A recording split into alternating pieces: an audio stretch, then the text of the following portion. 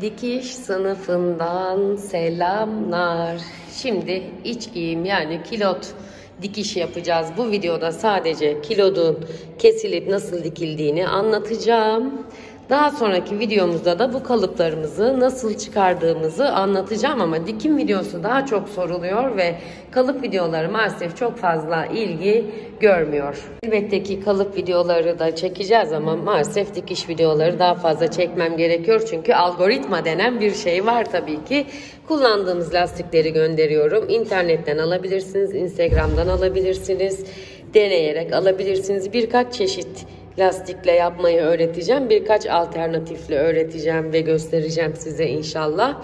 Kumaşımıza gelince süprem kumaşlar, hafif esnek, ince, iç çamaşırına uygun, çok fazla içinde sentetik karışımı olmayan kumaşlar seçmeniz gerekiyor. Kumaşları aldığınız yerleri de ben sık sık zaten Instagram sayfamda paylaşıyorum.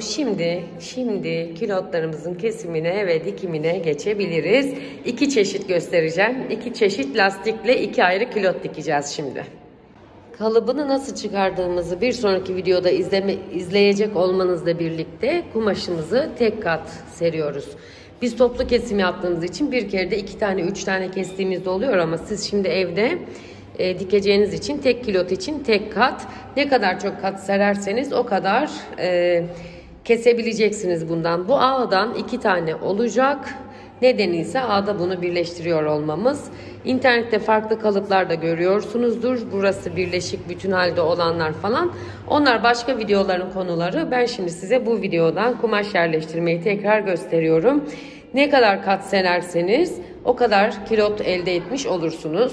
Bu şekilde düz boy ipliği yani kumaşın gene kenarı masanın kenarına koydum. Şu düz boy iplik işaretlerine göre yerleştirdim. Bir ağ buradan keseceğim. Bir ağ da buradan keseceğim. Çizelim ve tekrar görüşelim. Bir tane small beden yerleştirdim. Hepsini birlikte yapacağım.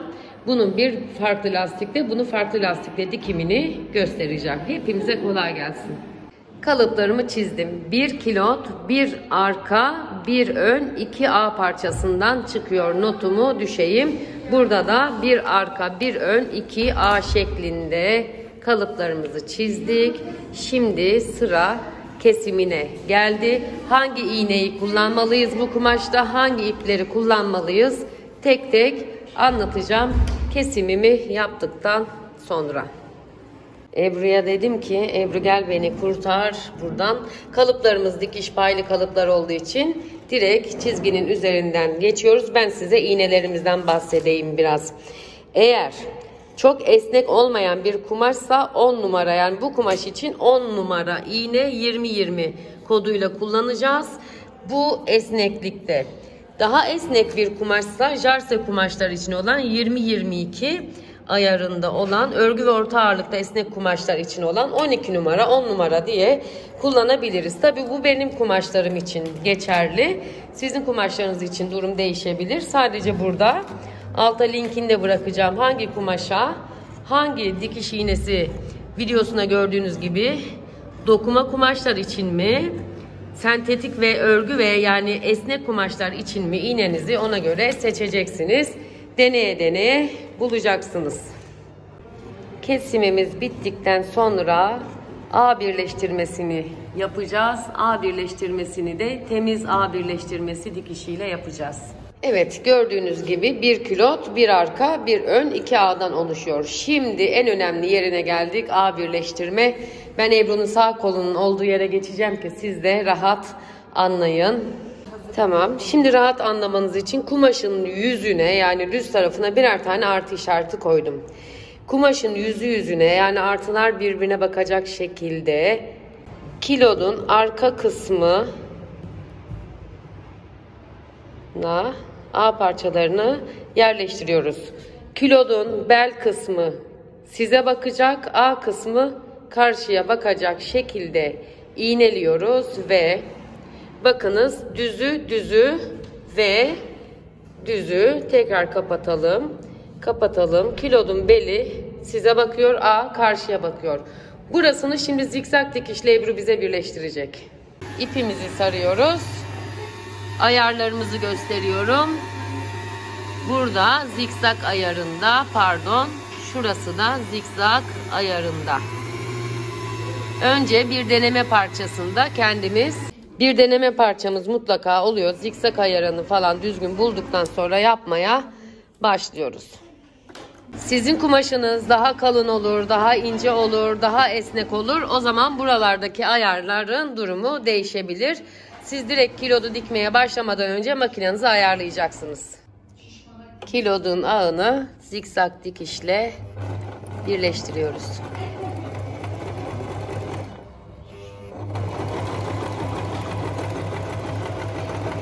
Şimdi Ebru burayı dikti, makineden çıkarıyor. Çıkardıktan sonra ağı kendisine bakacak, beli ileriye bakacak şekilde kilodumuzu koydu. Şimdi yüzü yüzüne gelecek şekilde, yani o artı işaretleri yüzüne gelecek şekilde ilk etapta böyle iğneleyelim Ebru'cum.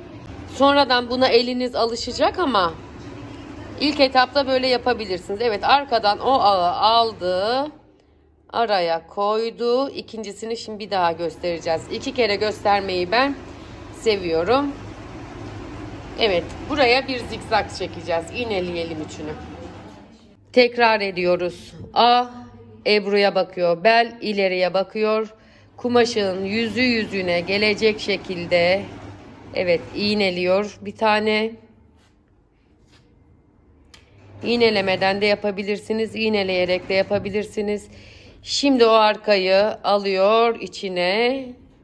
Altta kalan ağı çıkarıyor ve iğneliyor. İğneledik, kilot arasında kaldı. Burasını da şimdi zikzak dikişle birleştirecek ve çekmeyi göstereceğiz.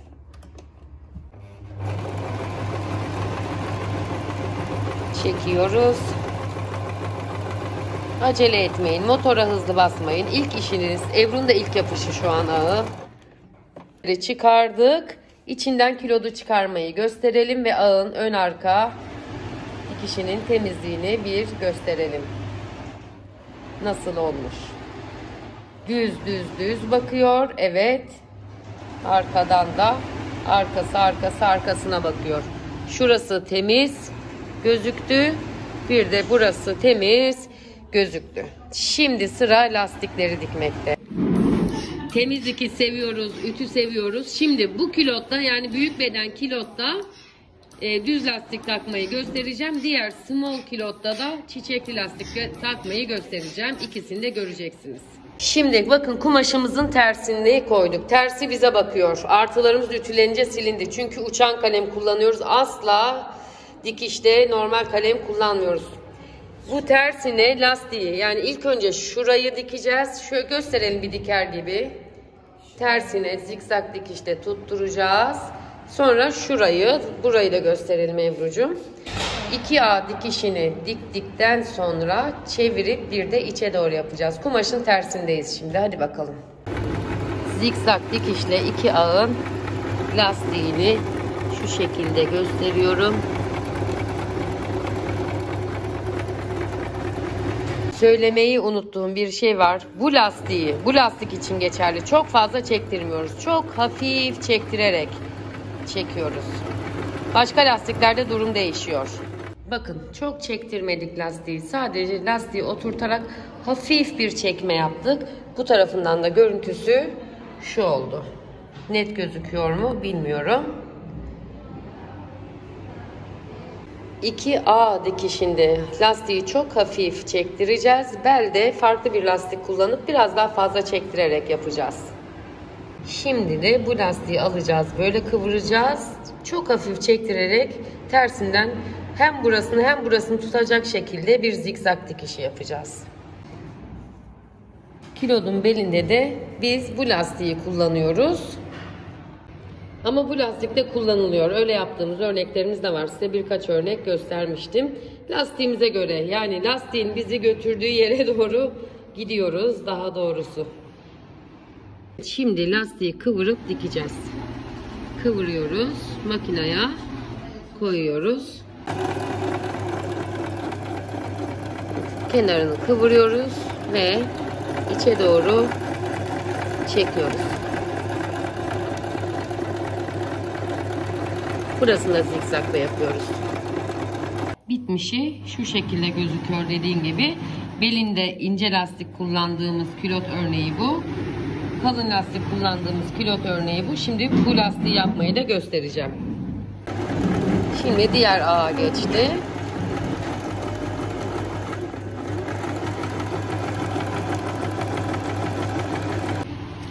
İki tarafın ağını zikzakla çektik, bitirdik. Şimdi iki kenarını çatacağız, birleştireceğiz. İki yan dikişi birleştireceğiz. Tersinden zikzak ile birleştirip düzünü çevireceğiz. Düzden de yana yatırıp bir sıra zikzak çekeceğiz ki sağlam olsun diye. Evet. İçten tersinden bir zikzak çektik. Yüzünü çeviriyoruz. Yüzünü çevirelim. Arkaya doğru iki katı yatırıp şuradan da bir zikzak çekeceğiz. İki yanımızı da birleştirdik. Ağı yaptık. Buralarda oldu. Şimdi sıra geldi bel lastiğine. Bel lastiği ilk önce yüzüne yerleştirilecek. Biraz daha fazla çektirilerek şuradan ilk önce bir zikzak dikişle birleştirilecek. Başlangıç yeri yan dikiş olabilir, arka ortası olabilir. İkisini de yapabiliriz. Biz yan dikiş yapıyoruz genellikle. Unutmuyorsunuz, lastik külotun yüzüne, yüz kısmına yerleştirilerek kenarına sıfıra sıfır getiriliyor ve kenara yakın yerinden zikzak çekilecek şimdi. Biraz daha fazla çektiriyoruz bunda. Lastiğimize göre. Her külot için geçerli değil. Her lastik için geçerli değil. Dediğim gibi lastiğe göre değişir. Biraz daha çekelim Ebru'cum. Biraz hafif, tamam. Devam ediyoruz. Şöyle bir görüntümüz oluyor. Daha sonra da şurayı kıvırıp şuradan bir zikzak geçeceğiz. Evet, dikildi. Şimdi çeviriyoruz. Makineye koyuyoruz. Gene hafif çektirerek hem lastiği hem kilodu tutacak şekilde zikzağımızı çektire geçiyoruz. Tabi bu tek teknik değil, birçok teknik var. Bizim kullandığımız, bu lastiğe göre kullandığımız teknik bu. Fırsat buldukça her tekniği sizlerle paylaşırız. Birazdan da dantelli lastikle yapmayı, aslında aynısı yapılıyor. Aradaki farkı görmeniz için göstereceğiz.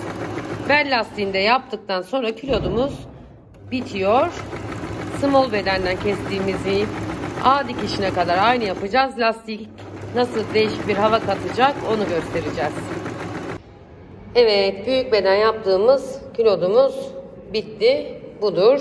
Buralardan lastiği çok fazla sıktırmayın, tekrar söylüyorum. Çok büzüşüyor ve güzel olmuyor. Şimdi diğer danteli görelim. Danteli bu sefer kilodun düzüne doğru koyduk, yerleştirdik, zikzakla birleştiriyoruz. Kumaşın düzündeyiz. Daha sonra şunu alıp böyle çevirip şuradan da bir zikzak çekeceğiz buraya şimdi. Evet, şimdi böyle oldu. Şurası da şöyle oldu. Üzerinden de bir zikzak çektin mi? Çekmedin henüz. Çekelim Ebru'cum. Kıvırdı, şimdi diğer tarafını çekiyor. Sadece lastiğin yönü değişti. Bütün aşamalar aynı gidiyor bu kilotta da. Daha sonra iki yan dikiş yapılacak. Bel lastiği bitiyor. Evet, iki tarafını da şimdi dikti, bitirdi. Yanlarını yapacak, birleştirecek.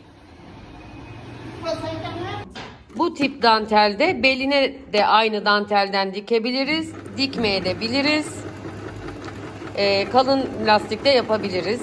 İnce lastikle dikip kıvırabiliriz. Tamamen bizim zevkimize, elimizdeki lastiğe kalmış şeyler bunlar.